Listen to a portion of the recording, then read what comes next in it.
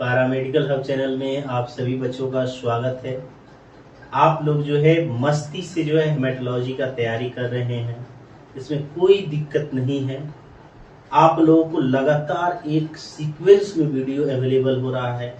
लगातार जो कॉन्सेप्ट नहीं समझ में आ रहा होगा उसको भी समझाया जा रहा है। बहुत ही आसान और इजी वे में जो है आप लोगों को यहाँ समझाया जा रहा है और लेक्चर प्रोवाइड कराया जा रहा है। पीडीएफ नोट्स जो है आपको अगर अवेलेबल चाहिए तो आप हमारे टेलीग्राम चैनल पे जुड़ के वहां से प्राप्त कर सकते हैं। तो चलिए मेरे प्यारे बच्चों, आज शुरू करते हैं। जो है हमने क्या देखा था पिछली क्लास में, बात कर लेते हैं क्या क्या चीजें हम पढ़ चुके थे। देखिए, हमने हेमेटोपोइसिस के बारे में देखा था कि हेमेटोपोइसिस के 4 स्टेजेज होते हैं। नंबर 1 जो है स्टेम सेल स्टेज, क्या बोला जाता है? Stem cell stage. दूसरा स्टेज जो है progenitor cell stage, cell stage. तीसरा क्या है? तो तीसरा है precursor cell stage, precursor cell stage. ठीक है, एक चीज मैं और आप लोगों को बता देना चाहता हूं यहां, ये तीनों सेल स्टेज जो है, ध्यान से समझिएगा, ये स्टेम सेल स्टेज और प्रोजिनेटर सेल स्टेज दोनों कहां होते हैं? तो लोकेशन इनका बोन मैरो में होते हैं। और बोन मैरो के अंदर कहां? तो बोन मैरो में जो रेड बोन मैरो होता है वहां अवेलेबल होते हैं। ये बात आप लोगों को समझ में आनी चाहिए। Red bone marrow, bone marrow clear हो रहा होगा। स्टेम सेल स्टेज को हमने कवर कर लिया था, प्रोजिनेटर सेल स्टेज को हमने कवर कर लिया था। तीसरा जो है प्रीकर्सर सेल स्टेज जो है, प्रीकर्सर सेल स्टेज हमने शुरू किया था और देखा था इसमें कौन कौन सी सेल होते हैं। चौथा जो है आपको पता है पेरिफेरल सेल स्टेज होता है। क्या है? Peripheral cell stage. Peripheral cell stage जो है आगे चल के पढ़ा जाएगा, इसमें कुछ नहीं। फाइनल जो सेल बन के तैयार हो जाता है ब्लड सेल, उसी को हम क्या बोलते हैं? पेरिफेरल सेल स्टेज बोलते हैं या पेरिफेरल सेल बोलते हैं। अब ये थोड़ा सा समझने वाली चीज है, ये सेल कहां पाया जाता है? Precursor cell. तो ये सेल 2 जगह पाया जाता है, एक तो बोन मैरो में। बोन मैरो में किस बोन मैरो में? तो रेड बोन मैरो में। ये बातें आप लोग क्लियर है। दूसरा जो है कुछ सेल जो है, जैसे मैं बताता हूं कि भाई आपको पता है कि आरबीसी, आरबीसी जो है, एक आपने आरबीसी में नाम सुना होगा रेटिकुलोसाइट, इमेच्योर आरबीसी। एक्चुअली जो है इमेच्योर आरबीसी प्रीकर्सर सेल्स के अंदर ही आता है। वो कहां पाया जाता है? वो सर्कुलेशन में आ जाता है, ब्लड में आ जाता है। तो कुछ जो है फ्यू अमाउंट में ब्लड सेल कहां, यानी ब्लड के अंदर पाए जाते हैं। कुछ जो है किसमें पाए जाते हैं? लिम्फ के अंदर पाए जाते हैं। 3 जगह है जहां प्रीकर्सर सेल पाए जा सकते हैं। सबसे ज्यादा बोन मैरो में। बोन मैरो में कौन बोन मैरो? तो रेड बोन मैरो। उसके बाद ब्लड में, उसके बाद लिम्फ में। लिम्फ में कौन? तो लिम्फोसाइट का एक सेल जो है लिम्फ में डेवलपमेंट एंड मैच्योरेशन के लिए चला जाता है। पेरिफेरल सेल स्टेज कहां पाया जाता है? तो ये भी 2 जगह पाया जाता है। एक जो है ब्लड में पाया जाता है और दूसरा लिम्फ में पाया जाता है। तीसरी जगह भी है इसकी टिश्यू में पाया जाता है। ये बात आप लोग को याद में रखना होगा। टिश्यू में कौन पाया जाता है? तो मैक्रोफेज। जो मोनोसाइट है लास्ट में चल के मैक्रोफेज में बदल जाता है। और मैक्रोफेज आप लोगों को पता है बॉडी के अलग अलग टिश्यूज में पाया जाता है और हमारे बॉडी को प्रोटेक्ट करने का काम करता है। ये चीज क्लियर हुआ होगा। अब जो है आप लोगों को एक चीज और समझने की जरूरत है कि भाई हमने स्टेम सेल को क्लियर कर लिया था, प्रोजेनिटर सेल को क्लियर कर लिया था, प्रीकर्सर सेल हम लोग पढ़ रहे हैं, पेरिफेरल सेल जो है वो आगे चलेगा, लास्ट तक चलेगा, इसमें कोई दिक्कत नहीं है।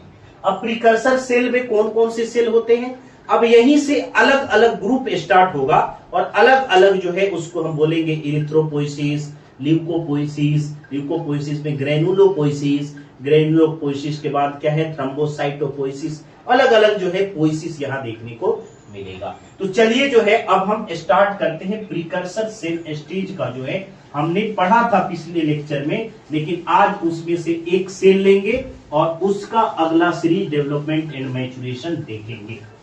ठीक है, तो आप लोगों को जैसा कि पता है हमने प्रीकर्सर सेल स्टेज में, प्रीकर्सर सेल स्टेज, जो प्रीकर्सर सेल स्टेज है इसमें कौन कौन से सेल होते हैं, तो इरिथ्रोब्लास्ट, इरिथ्रोब्लास्ट, कौन इरिथ्रोब्लास्ट, तो प्रो इरिथ्रोब्लास्ट। आइए आगे चल के इसको क्या बोलते हैं, इरिथ्रोसाइट बनाता है, इरिथ्रोसाइट। ये क्या होते हैं प्रीकर्सर सेल स्टेज में, आपको देखने को मिलता है माइलोब्लास्ट, माइलोब्लास्ट आगे चल के क्या बनाता है, ग्रेनुलोसाइट।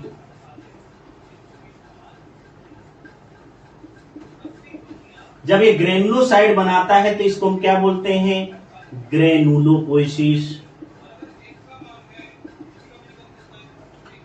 जब ये इरिथ्रोसाइट बनाता है तो इसको क्या बोला जाता है, इरिथ्रोपोइसिस। ये चीज आप लोगों को समझ में आनी चाहिए, इरिथ्रोपोइसिस।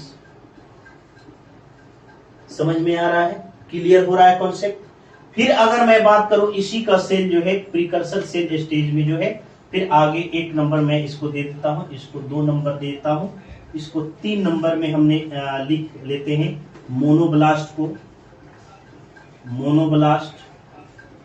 भाई मोनोब्लास्ट में हमने देखा है कि आगे चल के ये मोनोसाइट बनाएगा, क्या बनाएगा, मोनोसाइट।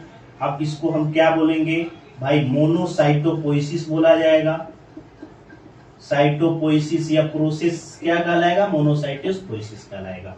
चौथे नंबर सेल आगे चल के क्या बनाएगा, तो भाई लिम्फोब्लास्ट। ये लिम्फोब्लास्ट जो है ये भी प्रीकर्सर सेल है या ब्लास्ट सेल भी बोलते हैं।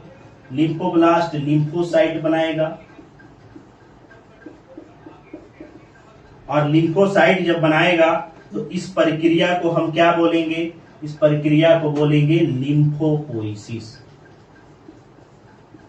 लिम्फोपोइसिस। नेक्स्ट जो है 5वां जो है आपके सामने है कि भाई मेगा कैरियोब्लास्ट। क्या है, मेगा कैरियोब्लास्ट। मेगा कैरियोब्लास्ट किसमें चेंज होगा, तो मेगा मतलब प्लेटलेट में, आगे चल के प्लेटलेट बनाएगा और इसी को बोलते हैं मेगा कैरियोसाइटोपोइसिस। क्या बोलते हैं, मेगा कैरियोसाइटोपोइसिस,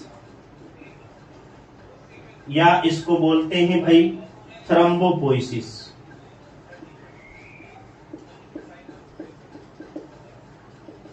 देखो ये सारी चीजें क्लियर हो गई। अब देखो ध्यान से समझने वाली बात है मेरे प्यारे बच्चों, हमने कहा प्रीकर्सर सेल स्टेज तीसरा सेल स्टेज है। इस सेल स्टेज में क्या होता है, डेवलपमेंट एंड मैच्योरेशन का काम होता है। डेवलपमेंट एंड मैच्योरेशन देखने को मिलता है, 2 चीजें यहां देखने को मिलती है, सेल डेवलप करता है और उसकी जो है मैच्योरेशन होती है। ठीक है, यहां यही देखने को मिलता है ब्लास्ट सेल में। अब ब्लास्ट सेल में हमने 5 टाइप के ब्लास्ट सेल देखा। नंबर 1 प्रो इरिथ्रोब्लास्ट, आगे चल के इरिथ्रोसाइट बनाएगा, इसको हम इरिथ्रोपोइसिस बोलते हैं। माइलोब्लास्ट आगे चल के ग्रेनुलोसाइट बनाएगा, इसको ग्रेनुलोपोइसिस नाम दे देते हैं। ठीक है, मोनोब्लास्ट आगे चल के मोनोसाइट बनाएगा, इसको हम मोनोसाइटोपोइसिस नाम दे देते हैं। ठीक है। लिम्फोब्लास्ट क्या करेगा, आगे चल के लिम्फोसाइट बनाएगा, इसको हम लिम्फोपोइसिस नाम दे देते हैं। ठीक है। जो है मेगा कैरियोब्लास्ट आगे चल के प्लेटलेट बनाएगा और इसका नाम हम थ्रोम्बोपोइसिस दे देते हैं। अब जो है अब यहां से स्टार्ट होगा, एक एक को पढ़ेंगे। नंबर 1 वाले को हम यहां से शुरू करेंगे, इरिथ्रोपोइसिस को, और इरिथ्रोपोइसिस की पूरी घटना जो है आपके सामने देखेंगे। जो है आप लोग एक बार स्क्रीनशॉट ले लीजिए मेरे प्यारे बच्चों।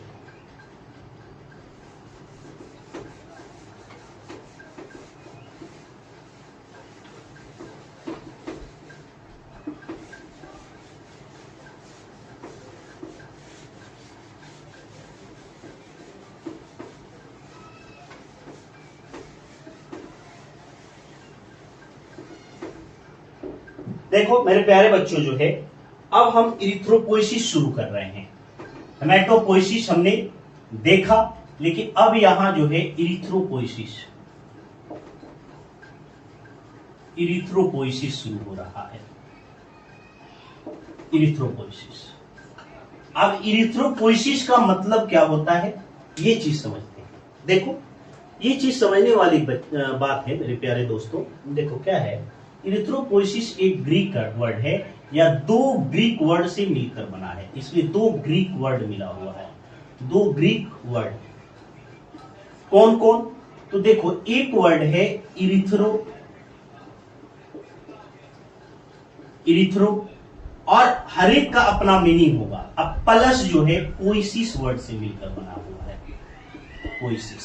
ये बातें क्लियर है, इसमें किसी को दिक्कत नहीं होनी चाहिए। इरिथ्रोपोइसिस, पोइसिस का मतलब क्या होता है, इरिथ्रो का मतलब क्या होता है, दोनों ध्यान समझिएगा। ये ग्रीक वर्ड है, क्या है, ग्रीक वर्ड है। इरिथ्रो का मतलब होता है, मीनिंग होता है, इरिथ्रो का मीनिंग इसका होता है, इरिथ्रो का रेड। समझ में आया? इरिथ्रो ग्रीक वर्ड है, इसका मीनिंग होता है रेड, यानी आपके इंग्लिश में रेड इसको माना जाता है। पोइसिस जो है ये भी एक ग्रीक वर्ड है, इसका मीनिंग जो होता है, ठीक है, इसका मीनिंग का मतलब होता है टू मेक, बनाना, यानी बनना, ये वर्ब है। ठीक है, आपके इंग्लिश में। तो अब अगर मैं बोलूं इरिथ्रोपोइसिस का वर्ड मीनिंग आप लोग देखें, क्या देखें मेरे प्यारे दोस्तों, वर्ड मीनिंग किसका वर्ड मीनिंग, इरिथ्रोपोइसिस का। तो इस इरिथ्रोपोइसिस का मीनिंग होगा, देखो 3-4 चीजें यहां समझने वाली चीज है। मीनिंग अगर मैं बोलूं, formation of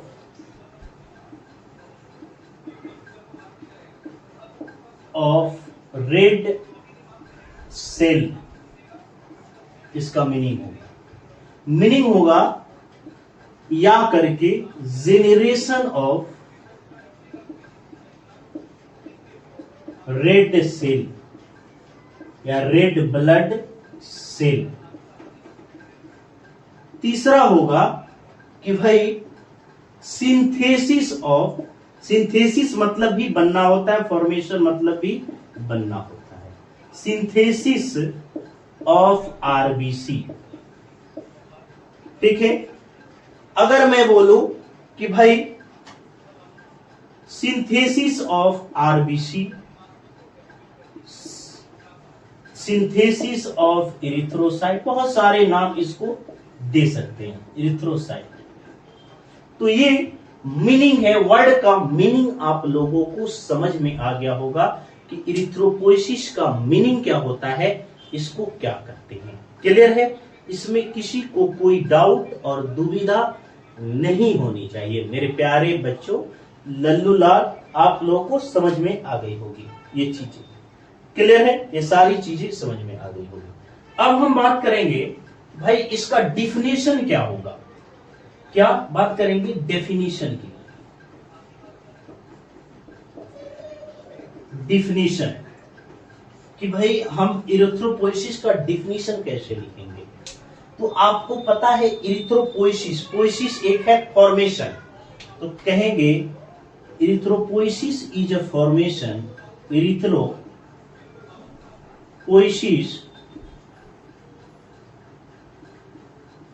is the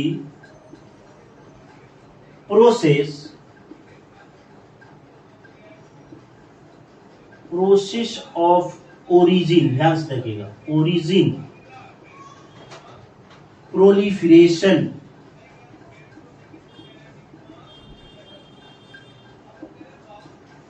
differentiation,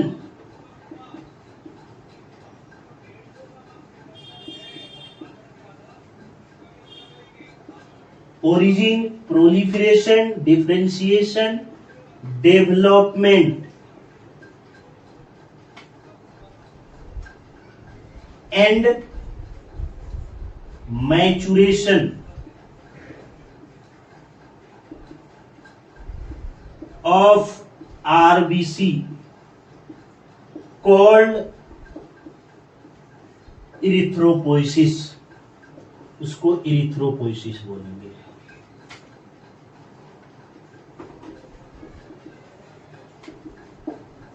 इसमें कोई दिक्कत नहीं होनी चाहिए। इरिथ्रोपोइसिस के बारे में एक बार देखते हैं।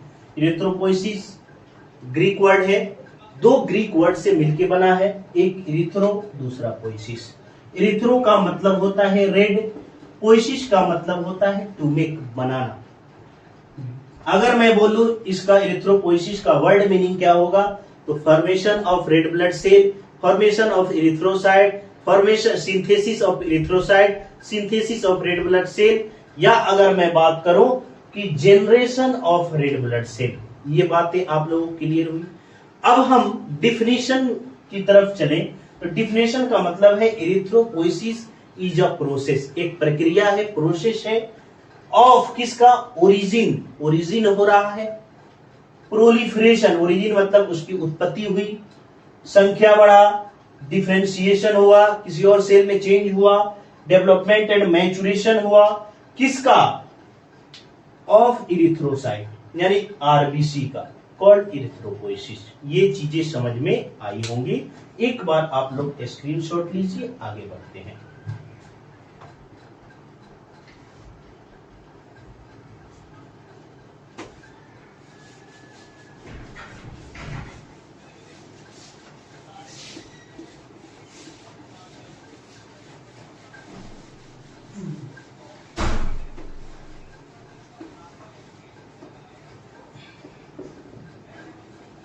देखिए मेरे प्यारे बच्चों, इरिथ्रोपोइसिस जो है, अब हमने देख लिया इसका मीनिंग, वर्ड का मीनिंग देख लिया, और उसके साथ साथ जो है डिफिनेशन देख लिया। अब बात करते हैं इरिथ्रोपोइसिस में दो चीज हम देखते हैं।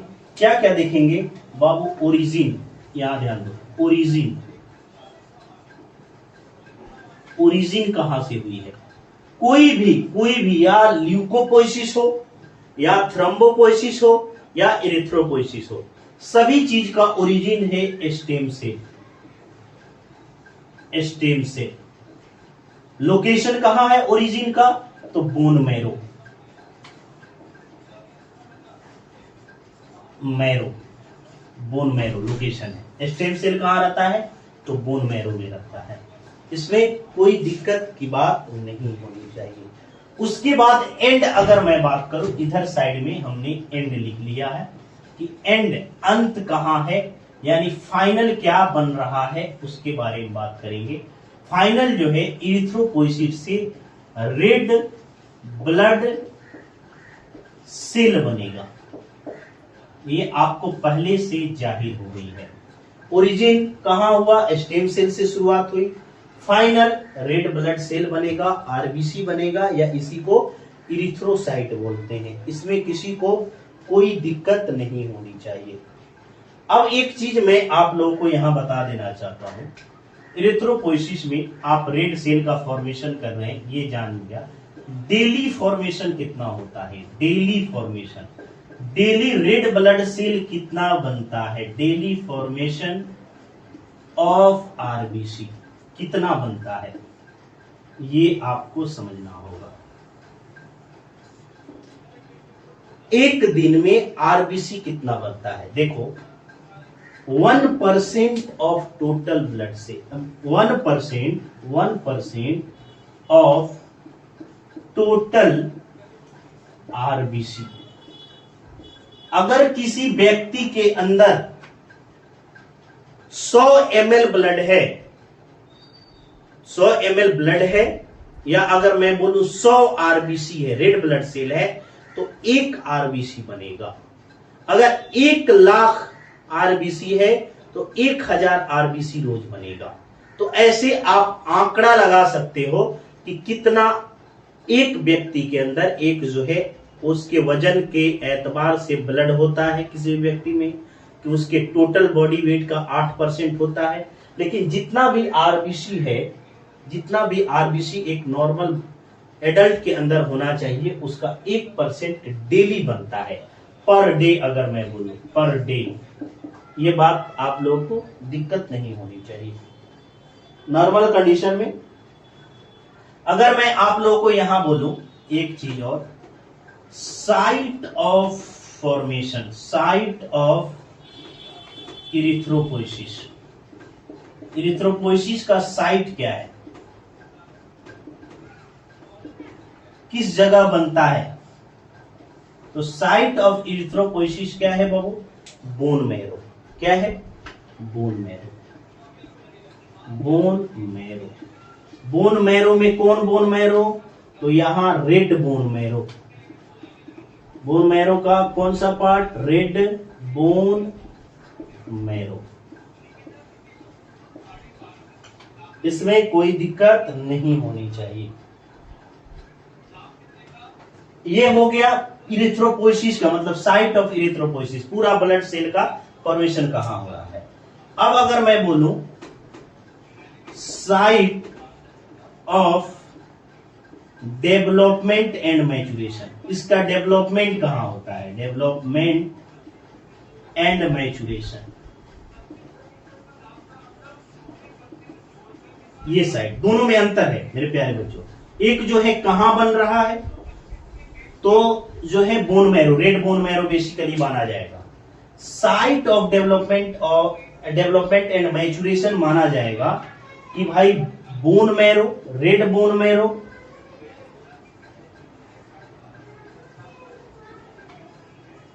और दूसरा है ब्लड।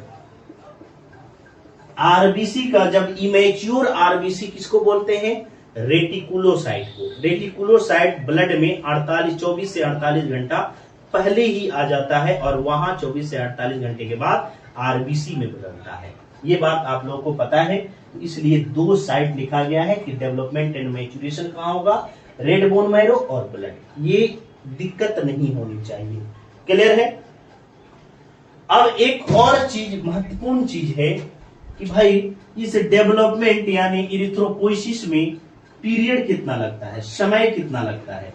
पीरियड या टाइम, टाइम कितना लगता है? तो 7 से 9 दिन, 60 डेज से लेकर 9 दिन तक समय लगता है।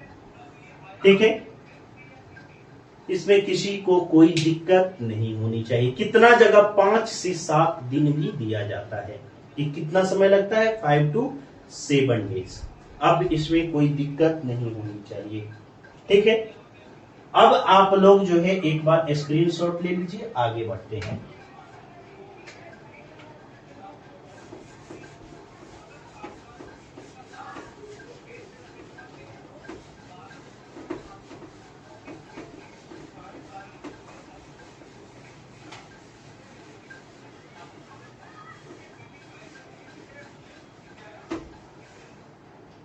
यहां टॉपिक आता है अब स्टेज ऑफ इरिथ्रोपोइसिस।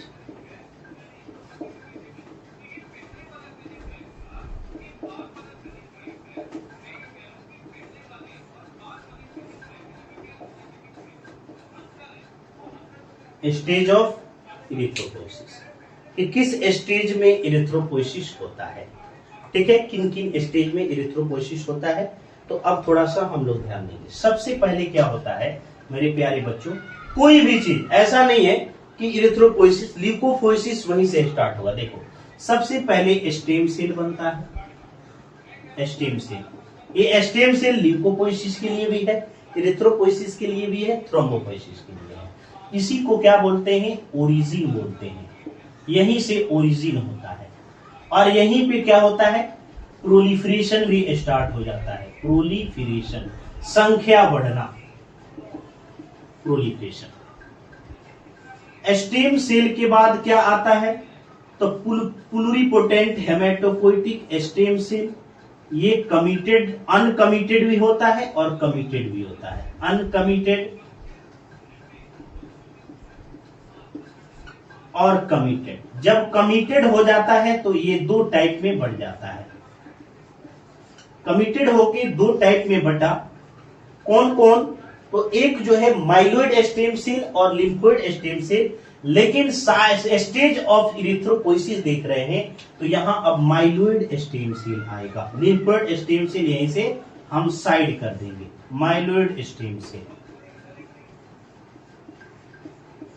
ठीक है, माइलोइड स्टेम सेल के बाद कौन आएगा, तो कॉलोनी फॉर्मिंग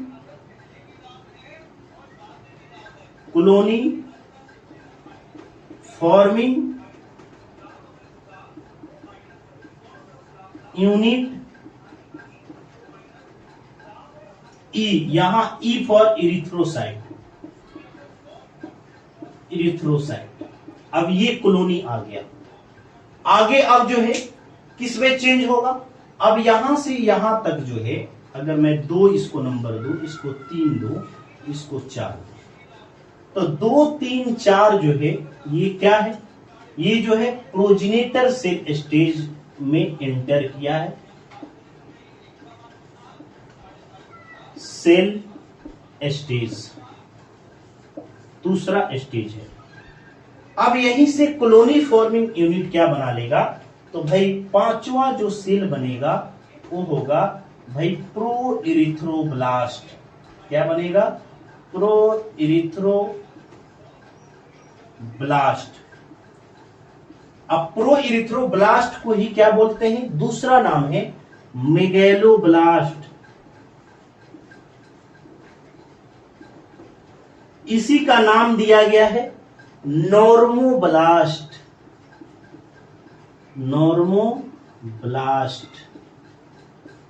अब जो है अगर मैं बोलूं, ये ब्लास्ट सेल का जो है पहला सेल है। क्या है, ब्लास्ट सेल का पहला सेल है।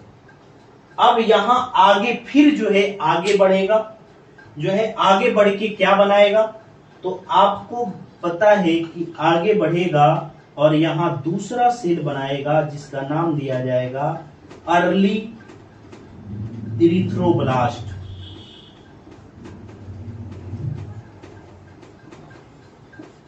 क्या नाम दिया जाएगा, अर्ली इरिथ्रोब्लास्ट। अर्ली इरिथ्रोब्लास्ट का नाम होता है बेसोफिलिक नॉर्मोब्लास्ट या इरिथ्रोब्लास्ट। नॉर्मोब्लास्ट 2 सेल हो गया। फिर आगे तीसरा सेल आएगा। आप लोग एक बार जो है इसका स्क्रीनशॉट ले लीजिए, मैं हट जाता हूं।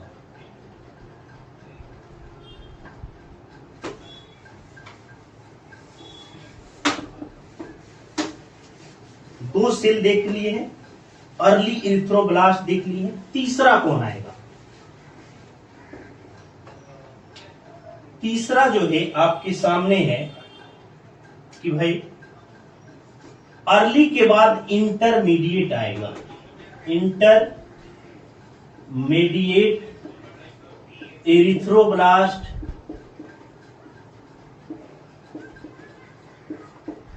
ठीक है, इसी को बोलते हैं पॉलीक्रोमैटिक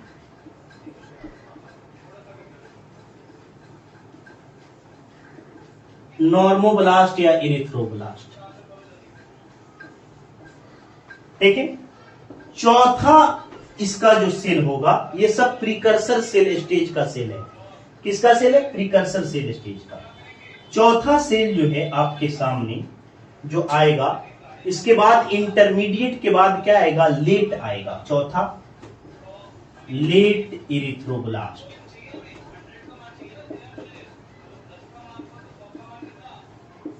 इसका नाम दिया गया ऑर्थोक्रोमैटिक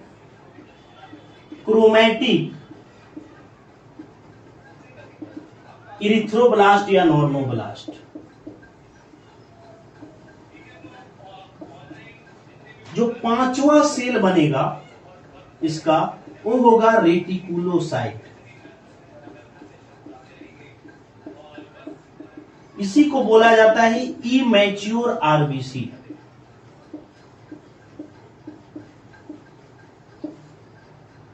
जो छठा सेल है, छठा सेल जो इसका होगा ये आरबीसी होगा, रेड ब्लड सेल होगा,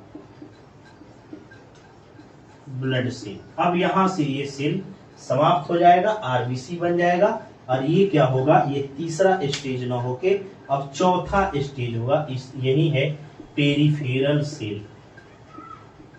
सेल क्या है, पेरिफेरल सेल।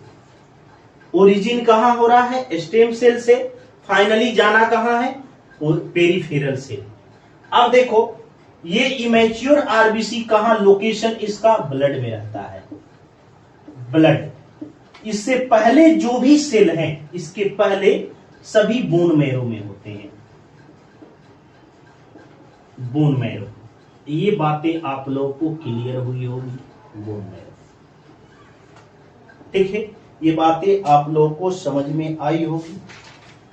ये इसमें कोई दिक्कत नहीं होनी चाहिए। हमने पूरे स्टेज को देखा कि भाई प्रीकर्सर सेल स्टेज में कौन कौन से आरबीसी के सेल थे, उस सारी चीज को देखा। आज का लेक्चर हम यहीं समाप्त करते हैं। नेक्स्ट क्लास में आप लोगों से बात करेंगे। आशा है कि आप लोग जो है हमेशा ठीक रहेंगे और ठीक रहते भी हैं। ठीक है, चलिए तो धन्यवाद।